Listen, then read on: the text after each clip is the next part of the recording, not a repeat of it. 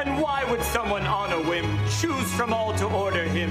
Who's this guy? I thought that there was an unspoken rule that lobster in a diner's never cool. Never order lobster in a diner. For 23 seasons now, Kenan Thompson has been making us laugh as a cast member on Saturday Night Live. That's the longest run in the show's history, by the way. Now he's out with a new children's book, Unfunny Bunny. It's about a student named Bunny who learns the power of perseverance after failing to land a joke in front of his class. Scan the QR code on your screen to purchase it now. I spoke with him this week about the book and his time at SNL. I am so glad to have you with me, Kenan. So, Unfunny Bunny. Yes. Love this book. Thank you. Even though it is a children's book, I found myself as I was reading it going, yeah, I kind of feel like that sometimes. You know, when you start a new job, of course, Unfunny Bunny is going to school. So what was the inspiration behind doing a children's book after you've had such a storied career? Thank you. I love children's books, you know, like I like the whole children world, especially having, you know, grown up in it kind of thing. So like I understand that, you know, colors kind of speak to the happiness kind of stuff and, you know, fun characters, like everybody's pretty much smiling in every image kind of thing. You know, it's Everyone's just, it's got like a this. lot of pops Everything's of like colors. that. Yeah. You know, it's just a lot of fun. And, you know, something for my girls, you know, to be proud of dad of kind of thing, another thing. So. Yeah, I love children's books. They're just a lot of fun, especially picture books. Yeah. Why Unfunny Bunny? It rhymes. That was the biggest part of it. You know, we started writing from. Once we landed on Unfunny Bunny, it was like, all right, so what does that mean? What is that about? You know, and like, yeah, we just landed on a kid that's putting themselves out there because they want to be a comedian, you know, and they want to be a joke teller, and that's a very specific skill. There were so many different lessons, you know, to your point, the value of friendship and community and finding someone that's your partner in crime to do it, putting yourself out there. Yeah. It's funny the way you described that. The first day of school, it is really hard anyway, and it gave me an appreciation of that person because there's always that kid in the class who does try to be funny, and I was like, oh damn, this is hard. That's like a little different, and they're like, oh wow. Was that you? Is it brave? Growing up?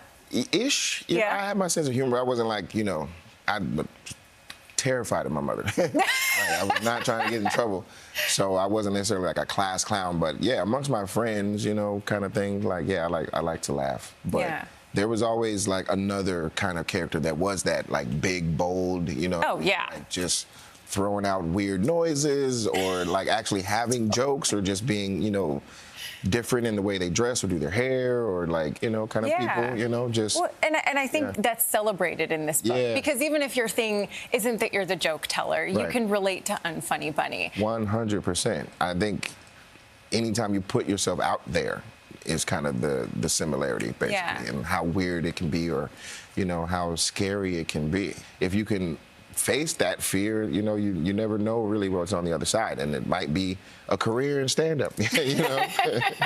Maybe, yeah. Well, speaking of that, something that I wanted to ask you when I was reading the book, there's this one moment where Unfunny Bunny has gone and he's worked on his jokes, and he comes back and he goes to tell it, and there's that moment of, oh gosh, is it gonna land, right? Is it gonna go the way that it did before?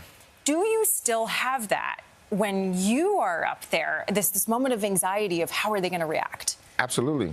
I mean, well, the beauty and kind of, I guess, the double-edged sword of SNL is the fact that we do comedy, number one, but comedy is not necessarily an automatic, you know what I mean? And it's a live show, so we're not redoing comedy. We're always doing something new. But at the end of the day, it's all up to the audience to decide, you know what I mean? And, I mean, obviously, it's hard to put into perspective 23 years. You're the longest-running cast member of SNL. Please don't leave, because you're my core. You're my stability. You're my person I keep coming back to. What has that been like? Has there been sort of different stages, different acts for you? How would you characterize it? Yeah, it's a time warp. Like, I don't really understand what time is, because I just get up every day and, you know, you're in a different part of your life. You know, like when I started, I was 25, so I was just a kid. And then you grow up and you get married, you have kids, and you become an adult kind of thing. And then you're doing that version of the show, which I had seen examples of. Like, I watched Maya, Tina, and Amy all have kids, you know, while they were on the show and stuff. So, like, it didn't seem impossible to do both, but I don't know, I just take it in stride because it seems like everybody's fine with me still being there because I continue to find characters that are fun and, you know, I keep getting written for it. Shout out to the writers. But, you know, honestly, it's such a pleasure of a job to have. Like, I like having a week like Jack Black. Like, we got Jack Black for 6 days. It's the best. So I wanted to do a lightning round to end this, an SNL-themed lightning round. Yeah. All right, best presidential impersonation you've seen? James's Trump is really strong. James's Trump is strong. Jay's Obama was strong. Yes. Yeah. I think my honorable mention, it was a VP nomination, but Tina Fey as Sarah Palin. That was, chef's kiss. Well, that was good. Her and Hillary, like Amy's and, well, Kate's Hillary too. So, yeah, that's a tough one. Yeah. Yeah, they were great. What is the cast member that always makes you break when you're live? It's Mikey. Yeah, okay. Because I've known Mikey a long time and we're close. He's such a vet and a pro and a very silly person. You know what I mean? And I'm the same way, so we laugh a lot. So it can be anyone, past or present, someone that's done it before. Who would be your dream guest host? It was Eddie Murphy for so long, and then he came and did the Christmas and banged it out of the park like I knew he would. So now it's like, who hasn't been there already? Denzel would be fun. Okay. Denzel would be pretty fun. I think Tom Cruise would be fun. Yeah. You know? Yes. Oh my God. Like the stunts that, like, sort of. Yeah. I can see some sketches. Jump through some walls, kind of thing. Yeah. I love right it. There, yeah. I'm gonna push my girl. I love her so much. Yeah. Idina Menzel. I want to see. There's a lot there. There's a lot. 100%. 100%. And yeah, just for the opportunity to bring John Travolta back. Exactly. Adele Dazeem. Kenan Thompson, thank you so much for spending time my with pleasure. us today. Thank you for having me. Appreciate it. Like, really, this is so fantastic. Gotta love a digital wall, man. Yes. And Unfunny Bunny is on sale now. Scan the QR code on your screen to purchase it today. Thank you so much for that.